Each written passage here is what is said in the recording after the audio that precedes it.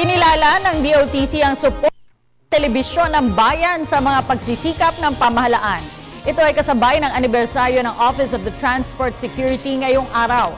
Narito ang ulat ni Noel Perfecto. Minsan pa napatunayan ng People's Television Network Incorporated ang kakayahan nito bilang Government Television Information Arm pagdating sa pagbibigay ng tamang impormasyon at ang magpapalabas ng eksaktong kaalaman sa mga programa at proyekto ng pamahalaan.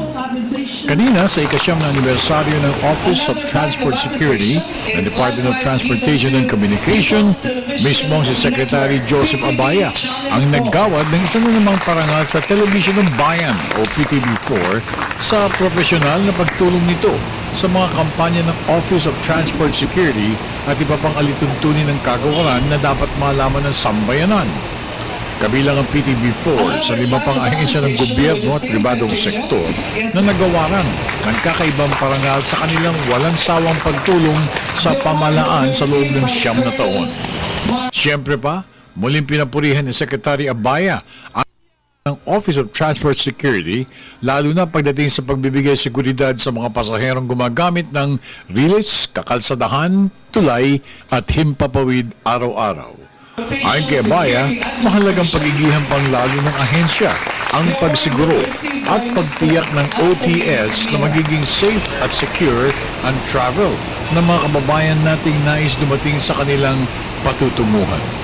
It therefore becomes our primary duty to ensure that such acts be avoided. Thus, deterrence and vigilance is key. Even as our country faces economic and technological breakthroughs, security for our people remain even more imperative. Sa kanyang pagtatapos, muling pinalahanan ni Secretary Abaya ang simpleng pahayag ng Pangulong Benigno Aquino III na huwag lilihis sa guidance nito na daang matuwid upang hindi maligaw sa tamang patutunguhan ang mga opisyalis at kawani ng pamahalaan. The single guidance to me by the President is following the daang matuwid. That guidance I also gave to Commodore Recomono that the only way is daang matuwid. And personally, I feel that this wasn't possible in Philippine society. I'm sure some of you are of my age or a little bit older than I am.